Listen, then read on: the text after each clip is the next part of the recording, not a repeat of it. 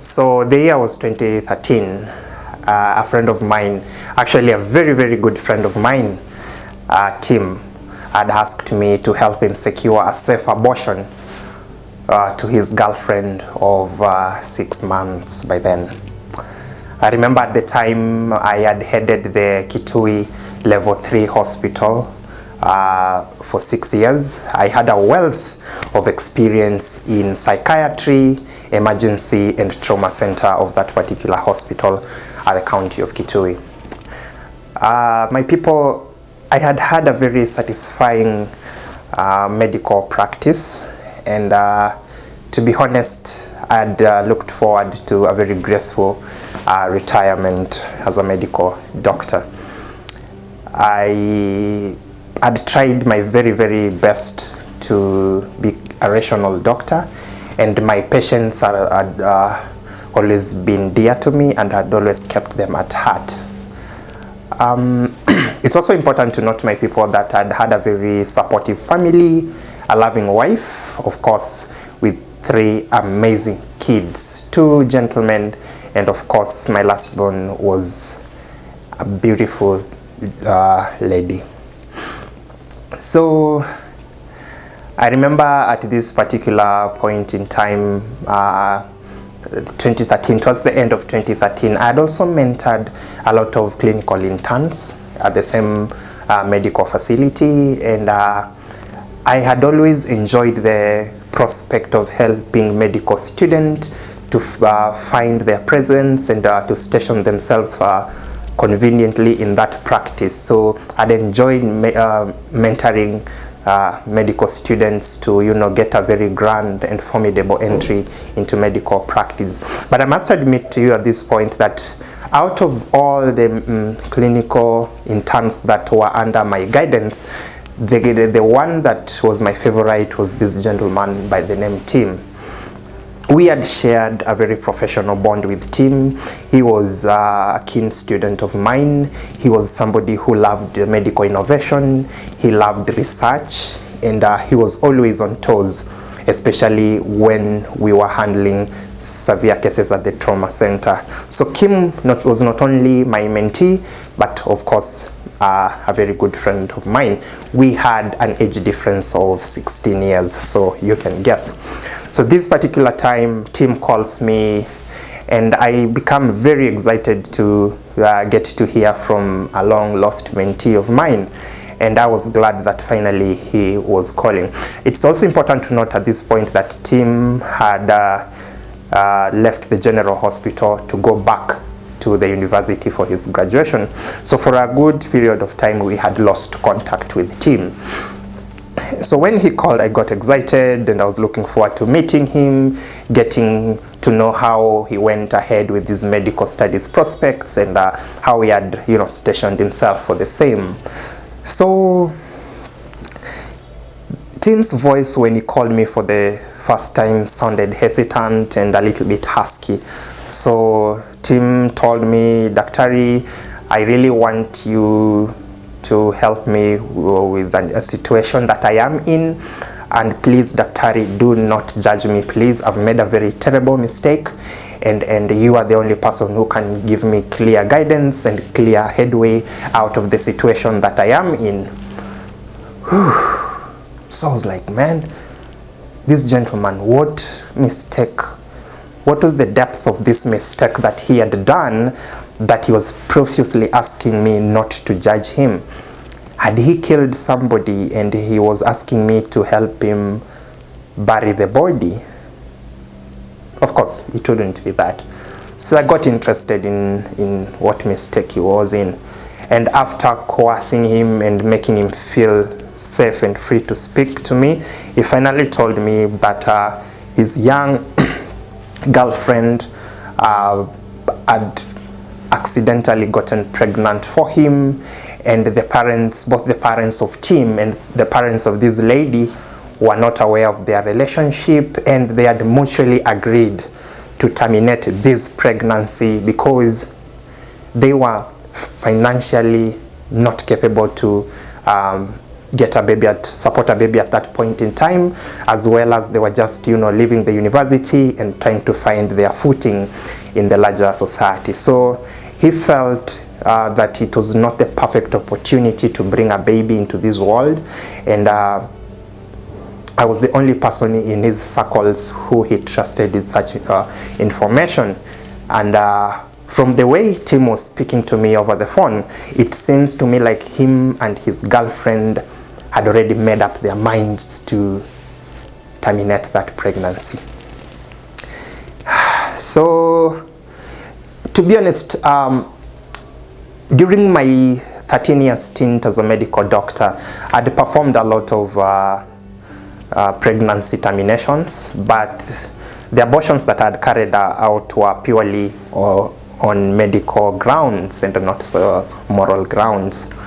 Sometimes we had to perform abortions to women whose their own lives were being threatened by those particular pregnancies. We had stillbirths, we had abdominal trauma on the side of the women, and all that. So for us as doctors to perform either an abortion or euthanasia, mercy killing, we have to get consent of both the subject, who happens to be that of the mom, and of course one or two, if they have a husband somewhere, their consent of course is required. So it's an entire medical procedure and medical law protocols that you have. But this one was purely on moral grounds, where they were afraid of their parents. And so my good people, I knew at this particular point I was having a moral dilemma as a doctor, because then I did not know, having grown in a very Christian-leaned family with very steadfast moral doctrines, and also having raised my own personal family into those particular doctrines that I grew up in, such a thing as an abortion based on moral grounds and not medical grounds would put me as a doctor who was not embracing medical ethics and of course social ethics. So you can imagine the kind of dilemma I was. But on the flip side, this was a very good friend of mine, and I didn't want to let him down. A mentee of mine who had come to me with a very pressing issue for him and his girlfriend. Again, it's important to note at this point that this lady's pregnancy was advanced. She was well into the 5th month, and therefore for any termination procedure that had to be carried out on her, it had to be carried out by a very professional medical doctor. And it's also a very expensive affair that at that moment Tim and his girlfriend could not afford. So the only professional medic with extensive years of practice that Tim had in mind was of course me, Socrates. So my good people, after in-depth soul searching, I decided to help out Tim and his girlfriend. I looked at my family, I looked at the doctrines to which I've raised them. My little girl, Sarah, who was now a 4th-year student at Strathmore School, I would wish nothing happens to her of that nature. I would wish that my two boys, the first and the second born, who are now grown-up men and they were beginning their careers in finance administration, I would not wish that they do this kind of things to their women. But this, again, was a dilemma for me, because I didn't want to let this gentleman down. So I told my good friend Tim that I was going to assist him carry out this abortion, but on certain grounds. Number one, I walked him through both the short-term implications of the abortion as well as the long-term implications of the abortion. I also coached him on how to be emotionally and psychosocially supportive to the girlfriend, especially after the termination period. And also the final ground was that after the termination of that pregnancy, it was going to stay between myself and Tim. No stories afterwards. So Tim agreed, and then boom, we hit the road going. So Kitui can be quite a distance from Nairobi, but I used to come to Nairobi every weekend to see my family. So I told Tim that 2 weekends after that phone call, I would be coming to Nairobi to see my family, and then on that particular Sunday, I referred him to a clinic in Kitengela. The owner of the clinic was a very good friend of mine. So I told our team to come with the lady. They would wait for me at that particular clinic in Kitengela. I would come there, take 2 or 3 hours, perform the termination of the pregnancy, then I would proceed to Ngong for the weekend. And so we agreed. Fast forward, the day comes. I, of course, traveled to Nairobi, and on my way before I got to the CBD, I branched at Kitengela, and there's this mad traffic at Mombasa Road, especially with the expressway thing going on. So I was a little bit late. And 1 or 2 hours away from the time we had agreed to meet with my good friend Tim. But either way, a promise is a promise is a debt, and therefore the procedure had to be taken. So I got there at around 4, but the appointment time was 2 p.m. Sunday. So I got there, Tim all dressed up, all worked up, looking all anxious, and hoping that the best comes out of this. I got him at the parking lot of that particular clinic. I looked at the young man. I could see distress in his eyes, but I was able to reassure him that this is a procedure that I've done before. He was aware, and everything was going to turn out well, so long as he was going to adhere to some of the conditions that I'd given him earlier.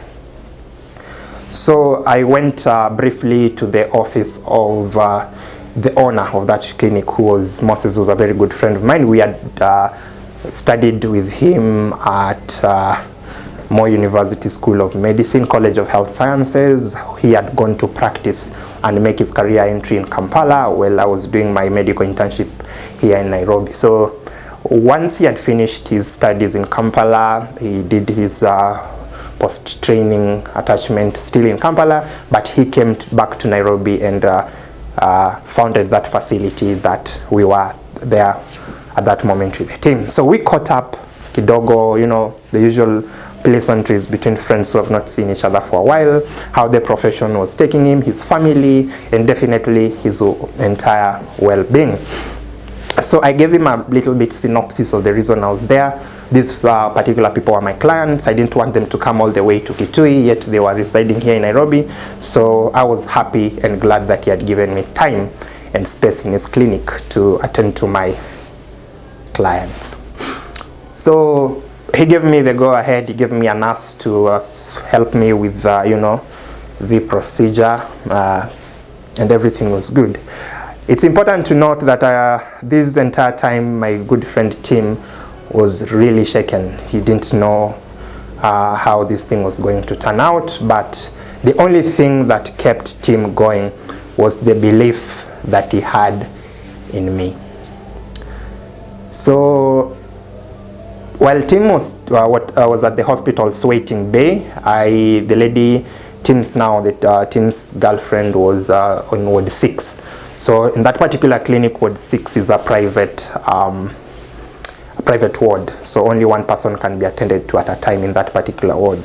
So for those of you who've interacted with surgeons before they go into a procedure, they always have a moment with their God.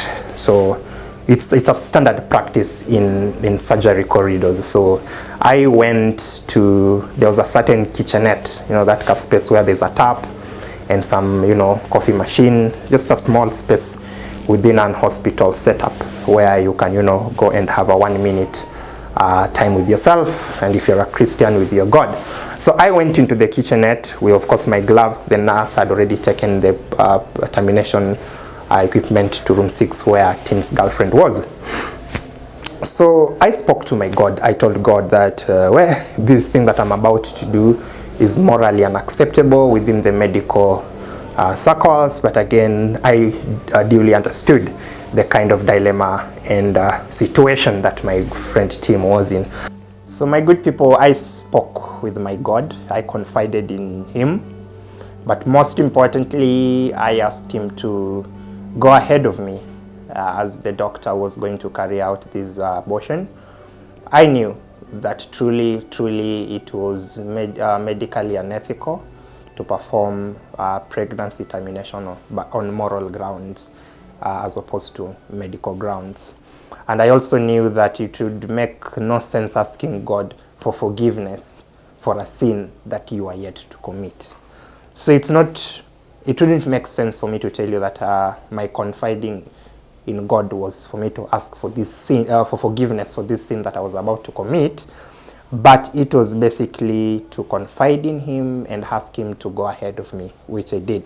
So my good people, my small time with my God did not take long. We spoke, I said a little prayer, then I went ahead to room 6 where Tim's girlfriend was, so that I would do away with the procedure, so that they will also go home and rest.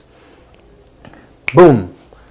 I walk into the room, I get the gloves on, and as I picked the medical equipment to begin the procedure, guess who I realized was Tim's girlfriend? She was Sarah, my last born daughter, who was 19 years old and a finalist at Strathmore University School of Finance.